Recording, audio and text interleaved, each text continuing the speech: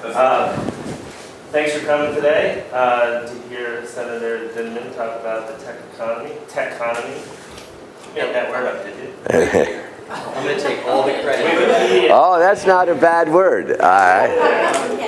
You're actually. I'm Christine, the founder of Wall Street Labs, and I'm calling this now an innovation hub. And we are fundamentally doing three things here. One is co-working.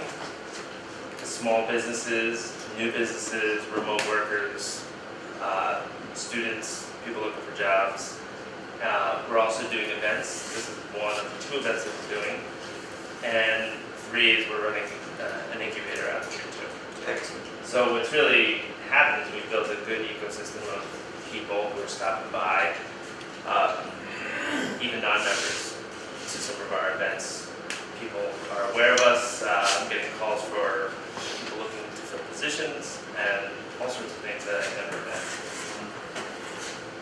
So this is called the Startup Meetup, and it happens every Tuesday at 9 a.m., so feel free to come back anytime. And last week we had Ryan Finley, who founded Dinniman Labs in Philadelphia. We have folks from Philly coming out to talk.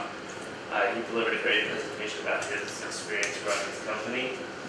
And next week it is the founder of Waste Oil Recyclers, which is an innovative company out in Green. What do they call it? Modena? Modena. They're calling it Modena because they're all these. Oh, yeah. Modena has about 378 people. Yeah. All in place in Chester County. So they created something called Energy Independence Day, and it's their annual festival, and they're going to come here and talk about social entrepreneurship, because that is what motivated the founders to start that company. So that's cool. And then 2 weeks, or the week after that, we have a guy who's been coming to our other event called Night Owls. His name is Brad Miller. He's a senior developer at IMS Global, and he's going to talk about a product that's underway with the incubator here called MongoE. And so Night Owls, let me chat about that for a second. That's Wednesday nights from 7 to 10, open to anybody.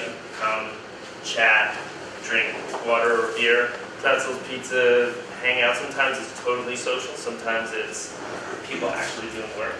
And we've had some really interesting things come out of that. One is a Twitter app that two senior guys decided to see what they could do for fun. Got it through the iOS store in like 5 weeks, from start to iOS store to the App Store. And the other thing is we lined up, we're helped facilitate a CTO coming on board, a new company based out of Kennett Square in Los Angeles called Viewer.com. And Kevin is heading to New York with the CEO to help demo the app. It's online pay-per-view for everybody. Load up your videos, charge whatever you want. Something that YouTube has been offering to kind of its elite customers, but now it's open to the world. So Thursday at AOL. Oh, this week. World Headquarters. Cool. So that's pretty exciting. And minor stuff too. Those are two of the big ones, but if you want to know more, check out our website or chat with us after. This particular event is in partnership with the University's Control Center. Monica is not here, but Doug McConaughey is an advisor and has really helped bring this space into existence. It's from the University as well. Thanks for coming. And we're also building partnerships with or are in partnership with the Chester County Economic Development Council. So Mary Beth DiVincenzo and Mary Fuchs are here. Thank you. And Terry Kerwin from Fox and Rothschild. We are building or are in a partnership with them now for council on our various projects. And Anna from Scores here, she just got here. Thanks for coming. They've been essential to things as well. Bob, my neighbor Bob Fedor is a sport counselor who kind of gave me advice over the fence, and that was starting to do. So what else do I have to say before I do this? We're good. We're good. That's it. Plugged ourselves enough, I think. You might have to leave any minute. I'm going to be rude and keep my phone on because my wife's a week past her due date. And, Oh, you know that. it's likely going to happen right now. So thank you for coming to talk. It's a great perspective. We've had mostly tech folks coming and talking, so this is good to start getting a different perspective. Because we really feel like this is fundamentally an economic development. It has economic development, can have an impact in that area, and that's why we've been talking with the economic development folks. And I love Westchester, literally. We have a Facebook community that we run just about last week, and now committed to life here. And in fact, when I got out of college, my first job was at the pen and paper, and I think I covered an event, a ribbon cutting ceremony that you were at. Were you commissioner back then? Yeah. I'm not going to say the year. So you have a lengthy biography, but I just want to note, because it lines up with what we're doing here, that you're the minority chair of the Communication and Technology Committee. No, actually, I used to be. I'm minority chair of education now. Okay. But I serve on the Ben Franklin board, the state Ben Franklin Right. board. So that's my entree into much of this technology and the funding. Okay. Well, I'm looking forward to this discussion. After a brief presentation, we'll do Q&A. I'll step up here and we'll have a good talk. So thank you. All right, well, first, good morning, and it's good to be here. And good to be here, especially with my colleague, Dr. McConaughey. And we've worked on many projects together. But first of all, understand that we're in a new era, and it's good to define what the new era is about. And it's good to understand how this era differs from either the agricultural age or the industrial age. And there's really three essential aspects to appreciate. First, we're really the first generation in all of human history to overcome the barriers of time and space, aren't we? If you ask people 50 years ago, 60 years ago, was it possible to do the things we do now without being in the same place at the same time, without being synchronized, they would have laughed at us. They would have thought how unusual. In fact, when we turned the century into the 1900s, just like in 2000, everyone's saying, well, what will it be like 100 years from now? No one assumed that that was possible, because it was just contrary to all of human history. So fundamentally, we are now in a world in which we have both virtual and physical options, both synchronized and virtual space to get our jobs done. And as this world evolves, and you're involved as part of this evolution, what will happen now with personal assistants, in terms of computerized programs that know more about us than we know about ourselves, soon you'll be able to be doing something in physical space or in virtual space, and your personal assistant will also be representing you in virtual space. You're shy to get a date, your personal assistant will call someone else. And we'll probably have names for our personal assistants, by the way. Now we're also at the cusp of even something that's more exciting in this realm, that we're just beginning on robotics. And in terms of robotics, think about this for a second. For all it matters, you can be sleeping, and your robot could be taking care of the issues in physical space for you, mowing the lawn, doing an errand, whatever it be. And your personal assistant can be doing the issues in virtual space, or you could be doing something else, or eventually the robotic device will also be capable of doing things virtually as well as synchronized. So, of course, this leads to the question, what's our job? Where are we going? But see, this is just the beginning, isn't it? But understand how revolutionary this is, that you really are the first generation to overcome the barriers of time and place.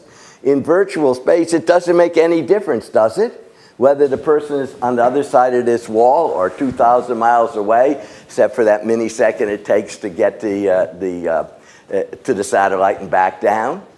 The second way we're different is that previously, the way you made money in the economy was through standardization. In fact, education was based on the industrial notion of standardization.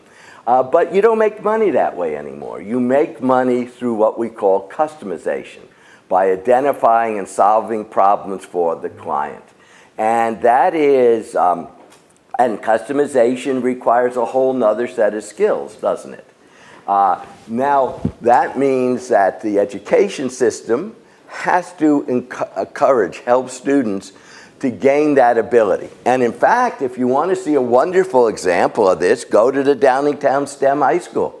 Now, there's no longer are students taught with the teacher lecturing, but everything, including even the humanities, are taught as problems to be solved. No longer are the students simply sitting in classrooms, but they're in the knowledge center, they're in the hallways with their laptops, doing exactly what they're going to do in the real world of business, the real world of dealing with our lives, but they're preparing in the schools for it. You see, what I meant by schools being industrial age relics is, think about school. Wasn't school based on synchronization? Wasn't it assumed everyone had to be in the same place at the same time? Wasn't school based on standardization? You were simply a product going down the assembly line. And in each grade, we unscrewed your head and put in the appropriate amount of sand up to that grade level, then screwed it back on. We assumed that everyone learned in the same way and at the same rate. But you know as well as I that school was like the Three Little Bears. For some of you, it went too slow. For some, the class went too fast. And only for a few was it just right, like the porridge.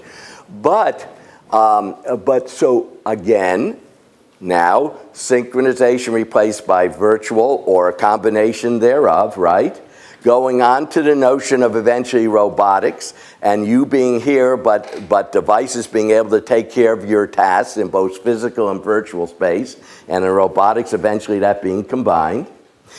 Standardization replaced by customization.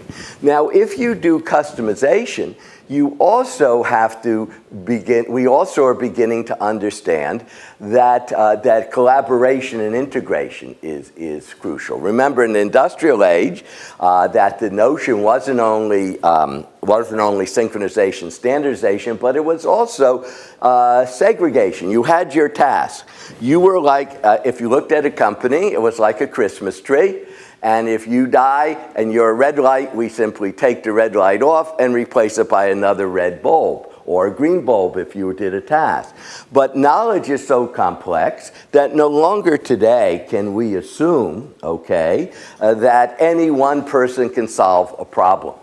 So the educational system and yourselves in your own taking responsibility for your own education, you have to be an integrationist. You not only have to know your own area of expertise, but you have to know how to integrate and collaborate with others. You have to be the team leader, and you have to be able to do so both virtually and in synchronized space as well. Which brings us to the fourth way that today is different than, say, the industrial age, and that is the whole notion of organization and how we organize ourselves. Remember that we are going through the greatest period of change in human history. There are two ways we're different, right? One is no longer bound by time and space. Number two, no generation has ever had the rapidity of change that we have today.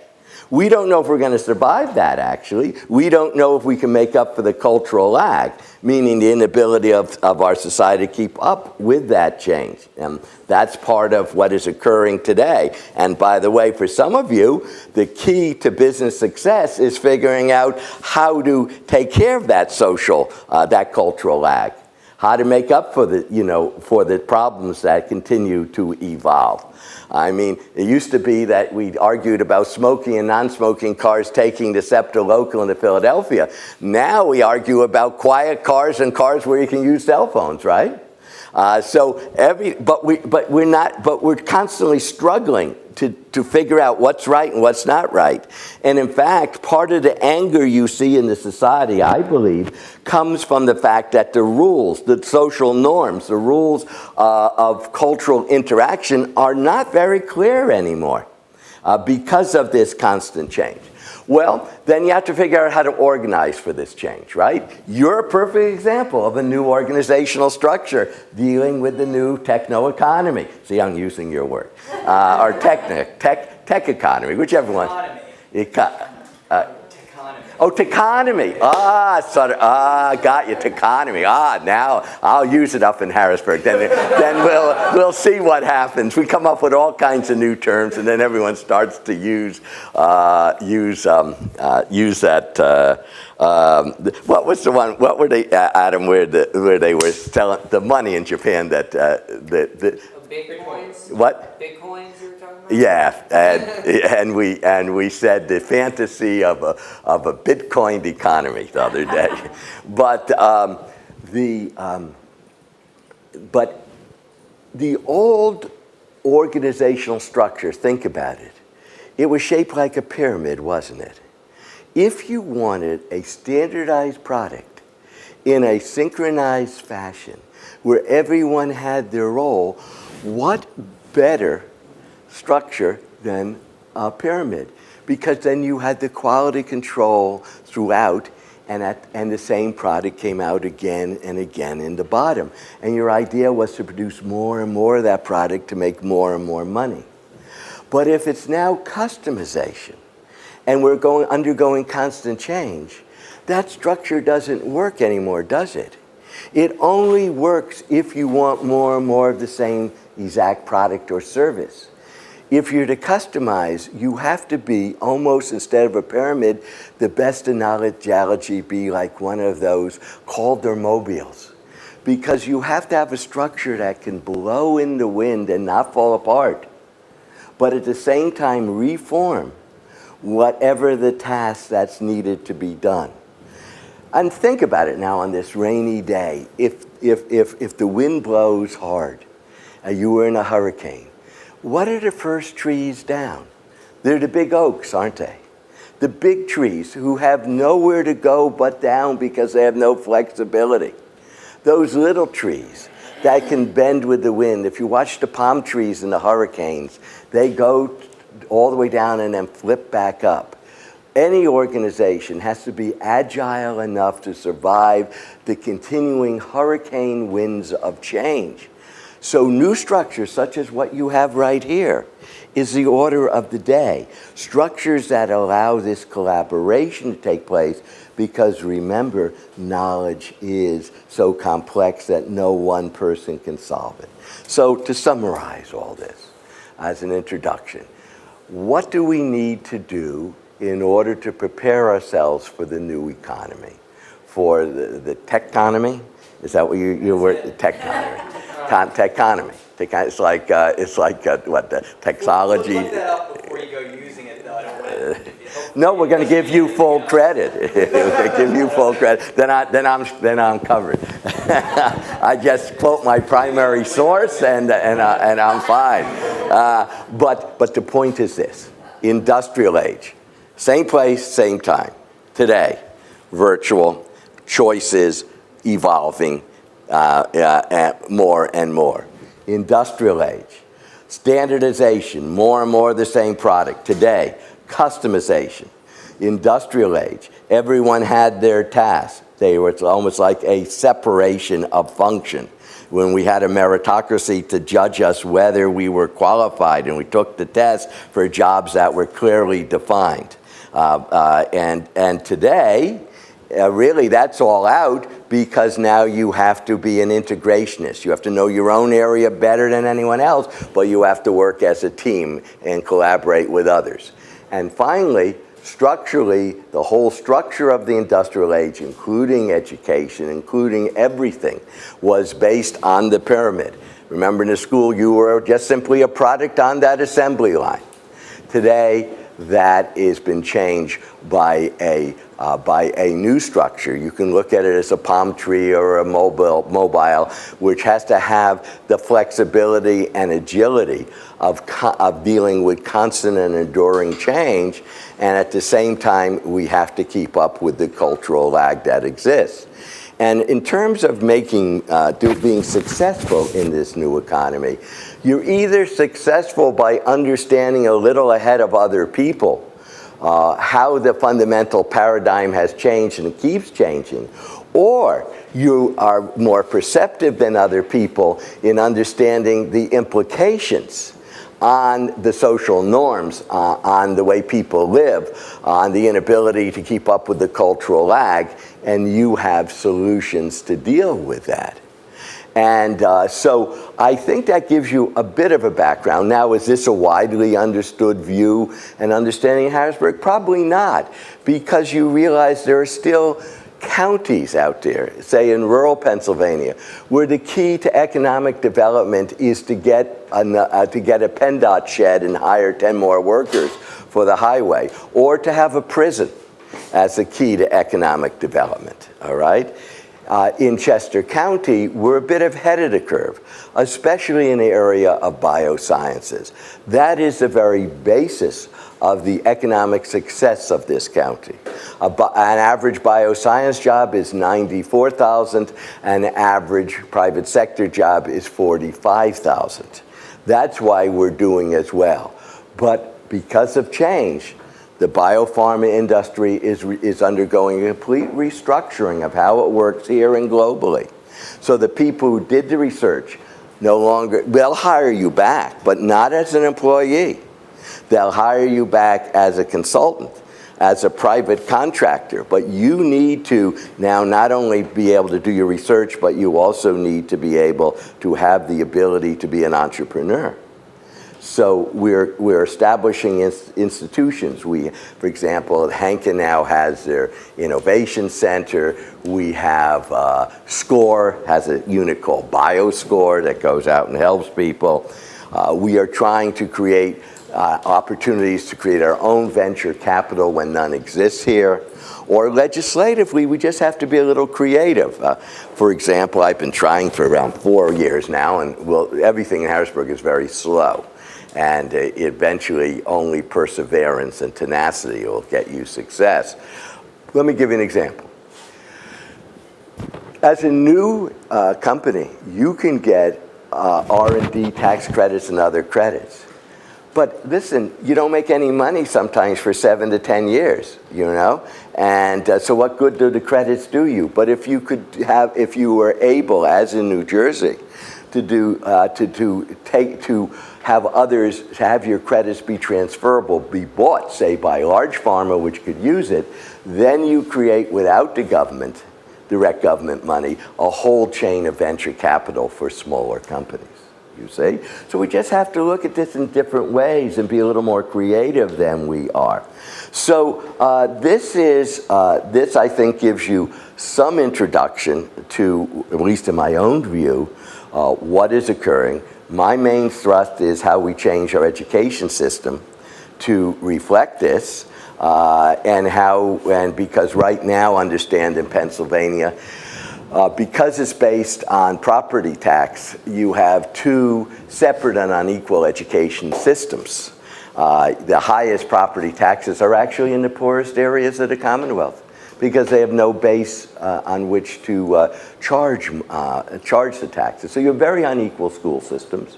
We hope to deal with this problem. We're now, the whole question of getting rid of property tax and replacing it with other forms of taxation is a central question right now in Harrisburg. So anyway, those are some thoughts. I hope we've, and government has a long way to go to understand all this stuff and to be a good friend and neighbor. A lot of the money we gave is no longer there. We used to give a lot of money. We were first in the nation in biosciences because we gave so much money in the tobacco fund settlement to greenhouses and other innovative functions. That money is basically evaporated. There are less now than there was previously.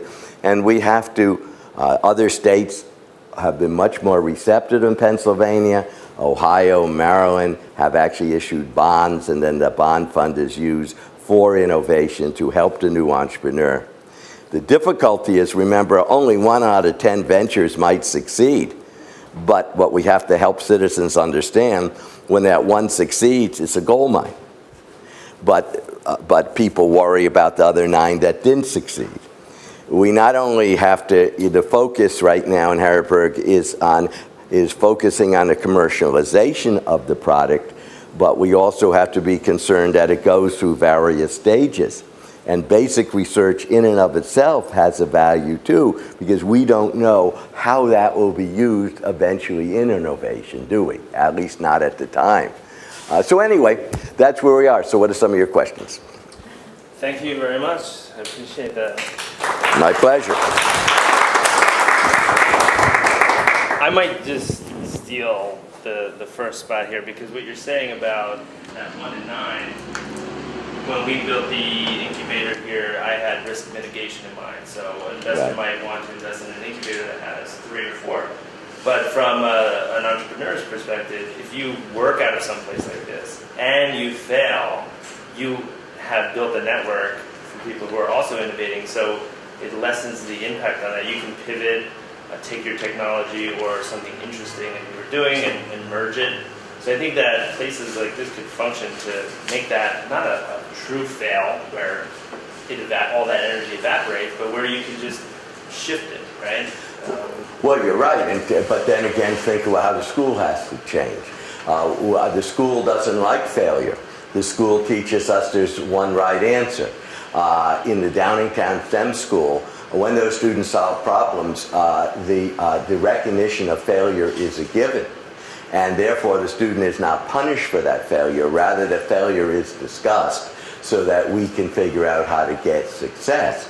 And so, again, it's how education itself needs to be changed. I think failure is subjective, right? To your investors, you failed if you have a startup that doesn't succeed, but to yourself, it's probably not a true failure. Well, and you don't know what failure means. You know, I think, for example, one of the interesting companies in biopharma takes all the patents of drugs that have expired, or companies have given up because they didn't think it solved the problem they wanted, or a new one replaced what the drug was, and then figures out new uses for it. So what one company thought, well, we can't use it, or it doesn't work, or it's old, they find a whole totally new use, which no longer is failure. So you take someone else's failure, recycle it into success, don't you? Senator, we've talked about this before. That's also a very, we look at differences between Eastern and Western definitions of success and failure. There was a study done that students in Asia, they do well on a test. Their parents tell them, you did well because you worked hard. Students in America are told you did well because you're so smart, you're so talented. Well, one of the difficulty, what I'm very amused at right now going on, at least in education, is we keep wanting to do the Asian model. But the Asian countries, now, if you look at the latest things coming out of Singapore, even the mainland China, is that they said what we produce is a group of technocrats, but we have not produced creativity. What the American education system does, it might failure on the technocratic part, but it does through the arts, through music, through art, through a more varied curriculum, encourage creativity. So the answer lies somewhere between the American and the Asian model in terms of what success is going to be. But there's no question the whole education system has to change. Not to put Ryan here on the spotlight, but in the spotlight, but he actually taught in Korea for 3 years. 3 years, and that's pretty much dead on. Like, I had lessons where I would try to teach creativity. So, like, for example, one lesson off the top of my head was branding. So I told him, Nike's a brand and slogan, and there's vocabulary words. So I gave him some time, and I said, okay, now make a new invention and a new brand, and please do not copy anything. Don't use your slogan as, like, just eat it, like, this is a food, just eat it. So 90% of the kids that come around, and it's like, teacher, this is a new phone called Pineapple, and our slogan is just use it. But then there were 10%, that were brilliant. But, generally, there's not a lot of creativity in the South Korean schools. Well, and it's working for that. You see, let's not throw out the varied curriculum simply in the name of technology, because it does have a purpose, and it's worked very, very well. On the other hand, there's no question that the fundamentals of science and math are crucial, and the STEM school, what I love, combines both. And in fact, in this STEM school, it's the only STEM school in the Americas at this point, North and South, that offers an international baccalaureate degree. So when the student leaves there, they have 28 credits and they don't have to worry about the first year of college. So there are creative ways these things can be done. Yes? I was going to say, you keep mentioning the STEM school. My daughter goes there.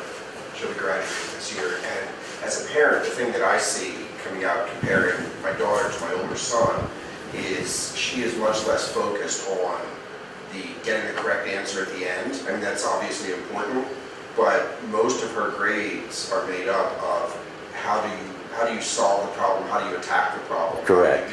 She gets, what we used to consider, like partial credit just for showing your work. But really what the teacher is looking for is, do you understand how to take a problem that you have never ever seen before? My daughter really struggled with math. Take a problem you've never ever seen before, but is made up of 3 different things that you have seen, okay? And how do you apply those to solve the problem? And the fact that she gets the answer wrong, totally immaterial. It's all about how do you apply what you know to a new problem, which I think is kind of blending the pieces you were talking about. I mean, it's very technology driven. I mean, she's got her laptop, so she's very, very technically savvy, but also working by yourself, working collaboratively, and figuring out how to solve problems, applying what you know, whether it's technology or not. Yeah, that to me is the thing that's the most yeah. interesting. I mean, the only reason we keep talking about education is because if you're going to prepare you as an individual to be successful and you're going to prepare the society to be successful, then you're going to have to understand the fundamental paradigm shift that has occurred, and you have to educate totally different. And schools and universities have been the slowest to change. It's really sort of an irony, isn't it? Which someone has said I'm going to get the Westchester University question here, so let me answer it ahead of time. Let me quickly ask Dave to introduce yourself. Sorry. My name is Dinniman. Dinniman. I've been here since, December? It's December. I've been down a couple days a week. I've been consulting on my own for a couple of years now, and now just branching out into product development and Excellent. informational products. So. Well, this allows the collaboration, which is so crucial. This is the organizations of the future will look like this. They won't look like the bureaucracy. Bureaucracy worked in the industrial age.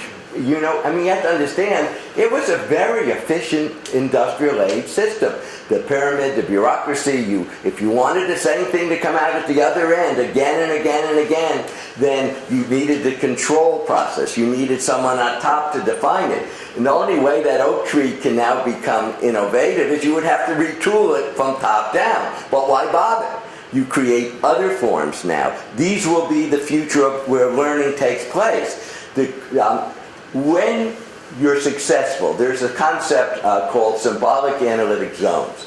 And what you find in around the world is, while companies can go anywhere, that's not how they tend to operate. They tend to coalesce around a niche, you see.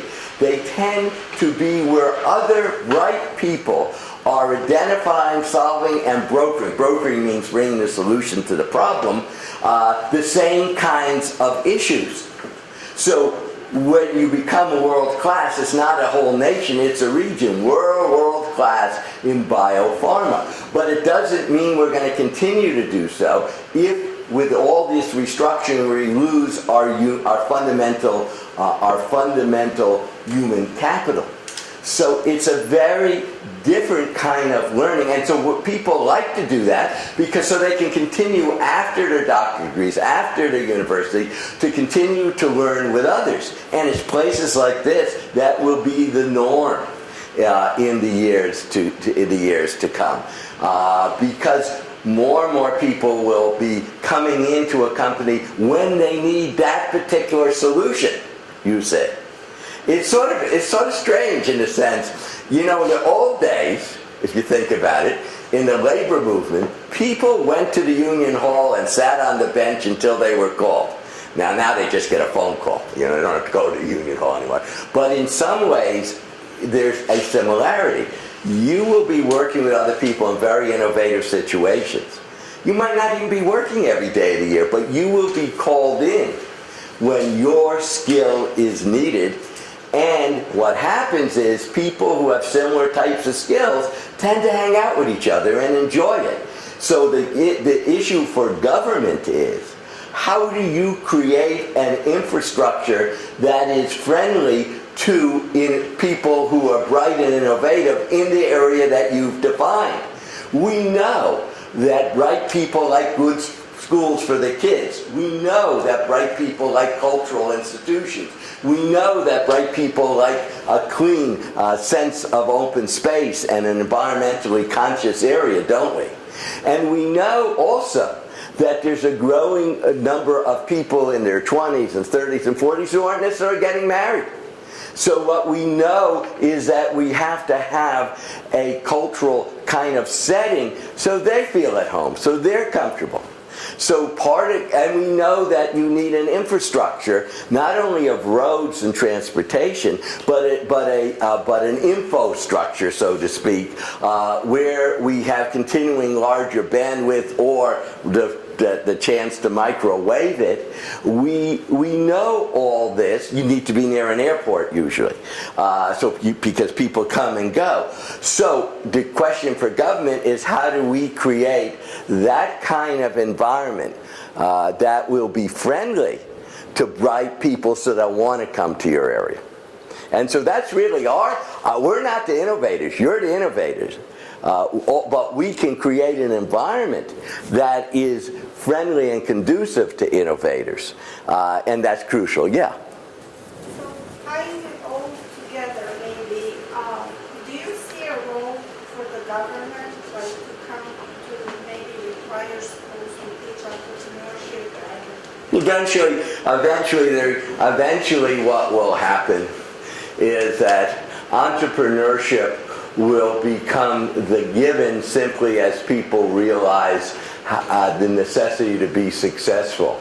You know, really, I'm not sure what schools teach anymore, including universities, because it seems to me the only thing a school can do anymore is teach you how to think and to be a lifetime learner.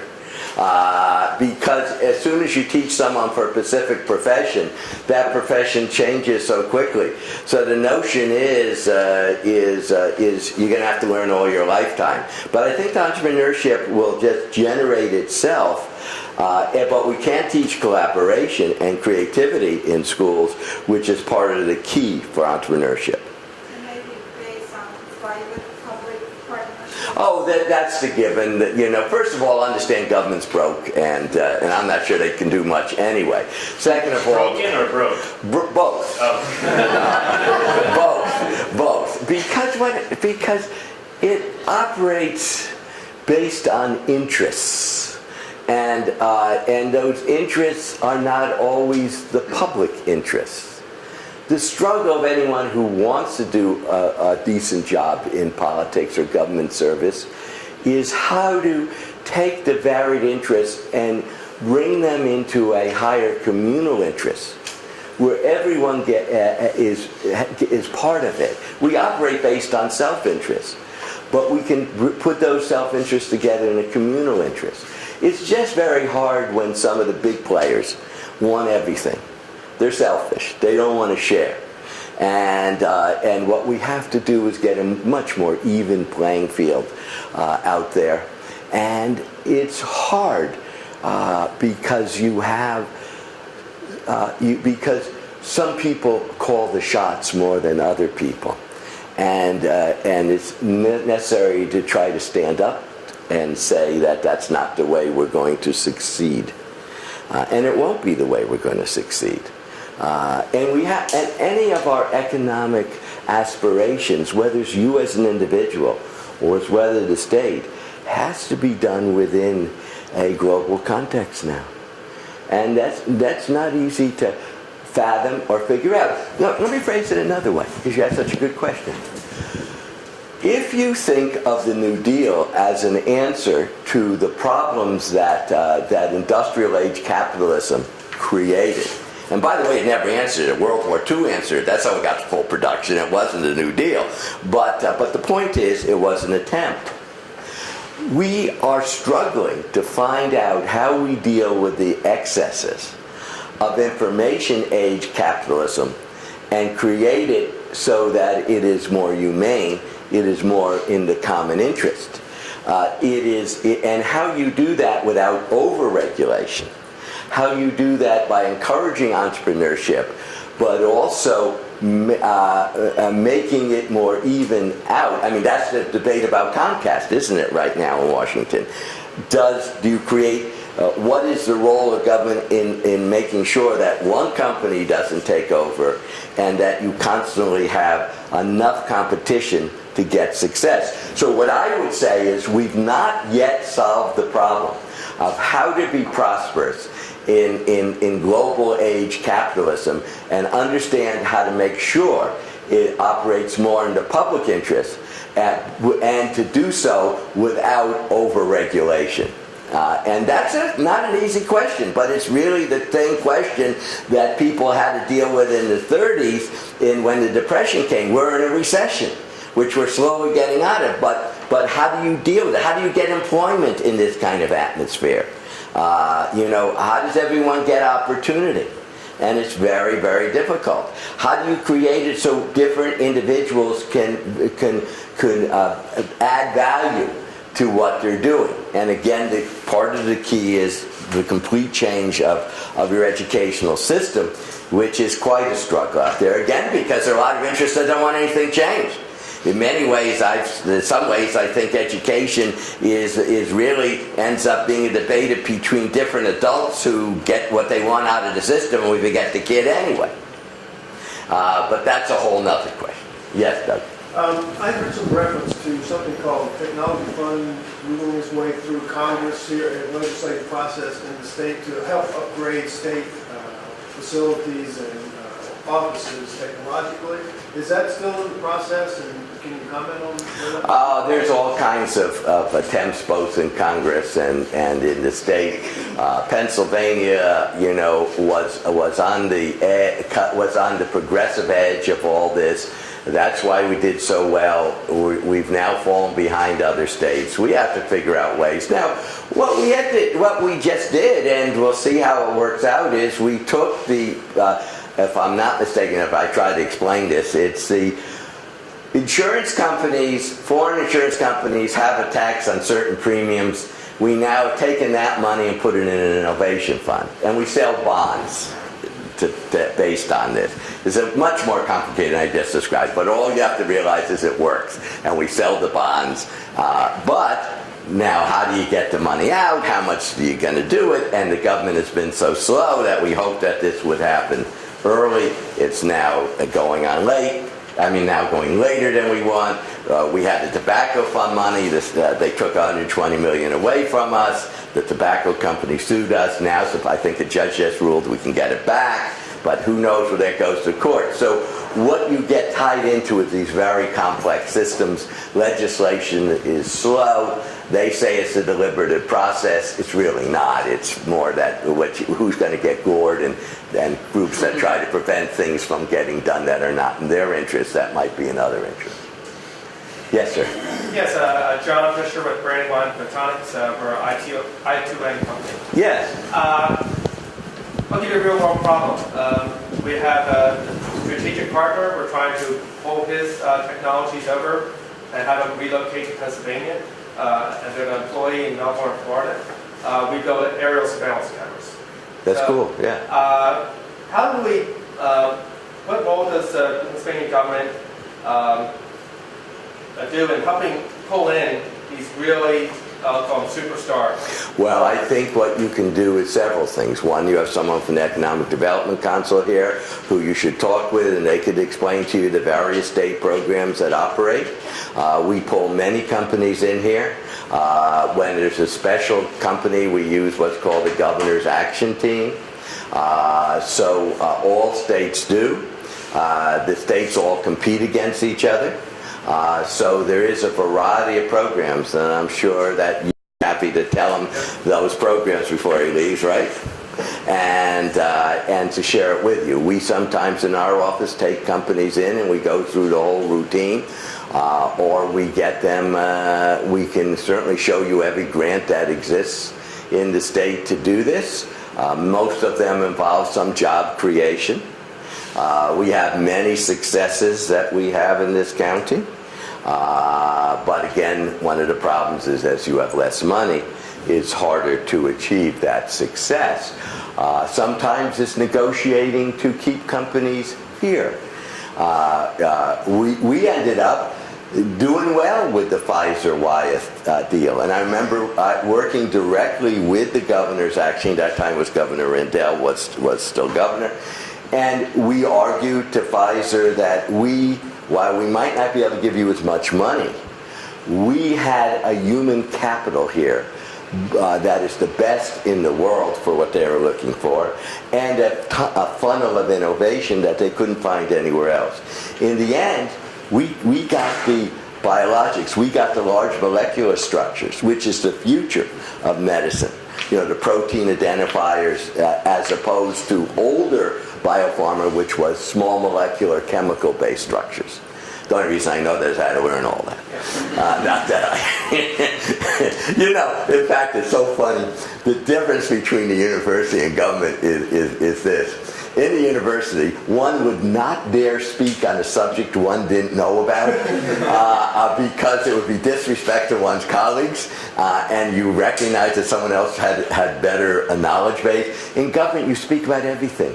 And in the university, you had to know a lot about a little to talk. In government, you don't have to know anything, actually. But it's good if you know the words, at least in a little. But actually, in biopharma, I did study enough, so I do know how this works. But it's a very strange cultural shift, by the way. Especially when I was county commissioner, I'd go back and forth, down the 4 blocks, saying, "Hey, I'm in another world now. Come on, Andy." But speaking of the university, let me share one thing with you, because I think because some of what you're talking about is exactly what's happening now with this whole thing about Westchester potentially leaving the state system. It's all going to work out. The whole idea was we needed to give a bit of an electric shock to the system. Myself and Senator Tomlinson, as well as Senator Vance and Senator Holloway, who represent the Millersville area, Senator Schmucker, who represented, Shippensburg area, Senator Schmucker represented the Millersville area. It's going to work out. Westchester will get the autonomy it needs, but will not have to leave the system. But sometimes in Harrisburg, the only way to do things is to really go at it, and you present an alternative, which is here. And if you don't like that alternative, then negotiate with us, all right? And in this case, it was a bipartisan team of senators, and the state system, I believe, felt they had an obligation to do it. But they have a problem, and the problem is exactly what we're talking about. Let me explain this, because it ties in a lot of what we're talking about today. The first problem is financial. That government doesn't give money the way it used to, so there's $61 million in the hole. And to make up that $61 million, they're going to have to raise tuition. If you raise tuition, you destroy low-cost public education. And $9.8 million equals equals 1% of a tuition increase will provide that. So, and remember, this is going on year after year with the deficit, so you cut everything that you possibly could cut. You're down now beyond the boat. The second problem is demographic, that there are less kids going to college, there are less kids graduating from high school west of the Susquehanna River than there were in the 1990s. And you can't just snap your finger and produce more students. It means you better get new cadres of students. You better figure out about lifetime learning and what it means if you're going to survive. And in fact, this coming year, the situation isn't going to get better with 7,200 less students in the state system than compared to its high mark of 2009 than there is today. It will be up another 1,500 students. It'll be about 8,700 less students. Well, what do? Now, only school that seems to be surviving all this is Westchester. Bloomsburg went up a little, the other 12 went down, some as much as 20% down. But Westchester has 6 to 7 applicants for every position, all right? So the question is, how do you protect something that works against something that is having trouble adjusting? But the real question for the State Board of Higher Education, for the professors and everyone else is this. You know, change is a great teacher, but no one wants to take its class. Okay? But it's now the required class if you're going to survive, isn't it? The state system has not adjusted to change. They assume that we can continue to offer education in a synchronized setting where students will come here and spend the 4 years and hang out on the campus, and anyone who's working isn't going to go into that setting. And there are new cadres to teach, but you have to be agile, you have to be flexible. And they haven't yet learned to do that. So really, what myself and several other senators were trying to say is, there is a fiscal problem, there is a demographic problem, but so you have to go out and find new cadres of students. But more important, no institution can survive today that doesn't adjust to change, and that for a long time, education, whether it be basic or higher, assumed it could. It won't. Just look at the ads for virtual education on University of Phoenix, Nova. Now, what would you do? Well, you take a school like Mansfield, which is in the middle of nowhere in the woods, which has gone down to, gone down about a quarter students. That could be your center for virtual education. Because remember, time and place don't make any difference. So you have to be creative. You have to think differently. But no one wants to do it, because change is painful. Everyone tries to preserve what they have, but the reality is it can't be preserved anymore. Westchester works because Westchester has the demographics, because it has been able to it is still able to be a synchronized place, and it also does things virtually online because it is responding to the commercial needs in the sense of offering the advanced doctoral program. So, one of the biggest lacks of today in biopharma, there's 2 lacks. One is biostatisticians. I have no idea what they do, except every company's looking for them. And the second lack is interesting. You know what it is? It's not the PhDs in some way, because education has changed on all levels. It's the person who can go in and study the animals, keep them somewhat healthy, keep them on the protocol they're on, and then write up the key information. That doesn't require even a bachelor's degree. It requires preparing students for that job. So one of the things that the co-chair of my committee is a wonderful character, and he's a libertarian, and we have a great time together, but we're buddies, we're friends. And he said, he used to sell tires. So he says to me, he says, Andy, you know what the problem is in trying to solve all this? Is all the interest, everyone, no one wants to remove the nails on the road. Because they don't want to change. They simply want to always put a new set of tires on. And then they go over the nails and they can't figure out why they have flat tires, so the answer is we'll put another set of tires on. But change requires looking at those nails on the road, doesn't it? And, for example, in vocational education, not everyone has to be, what we're going to try to do is have a certificate program. So when you're in high school, you will have a certificate that says that you were trained and for the specific job that you're going to go into. Now, some of this, just so you understand, this doesn't always have to be high tech. You know Dansko shoes, right? They're here. Any of you have used Dansko shoes? You like them, right? They're real popular. So I went down to the Dansko factory because my district has changed, so I still have Westchester and Eastern, but they added a little out in the west. They needed to take some of my Republican precincts away to keep the other senators happy because the Democrats have moved into Delaware County. But anyway, it all worked out. It all worked out for fine. I'm happy. But the point is this.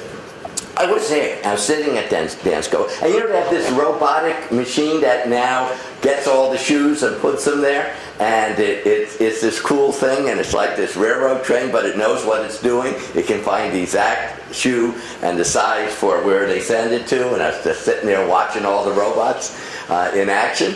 And they don't talk, but they were interesting to watch anyway. Then I saw the shoes coming from China and Malaysia, and I wasn't surprised. But I saw coming some from Italy and Greece, and I said to the heads of company, I said, well, why are these? Surely you're not getting any better deal with labor costs in Italy than you're going to get in the United States. The answer was, we don't train anyone to work with leather. So I said, you're telling me if that Tech school, which is a mile away from where we're standing now with these robots, would produce people who had skills in leather, you could set up operation here. Yeah. So you see, it's not just high tech in education, but it's how, and once the person gets it up, they'll take the education from there. In industry, if we train techs who can deal with animals in the biopharma and certify them, then they don't have to go on to the community college where we pay all over again and spend the money to certify them, and then they get retrained by the company anyway. Or let's take ESL. You know, ESL education, English second language, costs as much money as special education. We're the only country in the world that does ESL the way we do it. The student sits in the classroom, doesn't know the English, slowly learns it, and then they wonder why the kid leaves school. If you're sitting there for a year, you might leave school too, not understanding what's going on, and I've had that experience being in other countries. The key is what Israel does, for example. Every youngster spends 3 months at the Ulpan, learns the Hebrew, which is much harder because it's not Roman letters, and then goes into the school. And so there's so many other models, but we don't want to change anything. Or let me give you one other example, if I may. Again, it's change. That's what you're dealing with too, isn't it? We wonder why we don't succeed in some of the poorer schools. Think about this for a second. If a youngster lives in a situation of homelessness, and there are about 100,000 youngsters in the Commonwealth who are homeless, all right?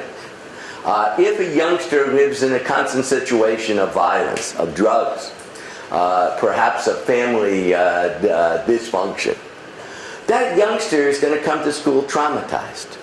And until we deal with the key issue in the poorer public schools, impoverished public schools, isn't really educational, it's a health issue. But we won't define it as such. Until you deal with the issue of trauma, that child is not prepared to learn. So we're starting a series of hearings now in Harrisburg on, myself and Senator Fulmer, on what we call trauma-informed education. And we know the glory of trauma is we know you can overcome trauma. We accept this for people who go through health situations. We accept this for people who come back from the battle of war. Why is it so hard for us to understand this with kids who, and think about it, at least you and I, when we're in trauma, know we're in trauma. How does a 5-year-old know this? You see what I'm trying to say? So, in some ways, what Senator Fulmer and I keep saying to each other, and again, we come from such different perspectives, but yet we find ourselves agreeing on so much, and we're just saying it, and we defined education as bipartisan anyway. But what we're saying is no one asks the questions about change in the nails, but you do, and that's the glory of this group, and that's the glory of this organization, and remember. The way to succeed is either to be ahead of the paradigm shift or to solve the problems the paradigm creates in the first place. Anything else? Are we in good shape? Are we there? Amen to that. All right. Well, my pleasure to be here, and I'll be around for a little extra if you have time, and continue to do your good work. And if we can help any of you, come visit. All right. All right, thank you. Thank you. Okay, hope that was good.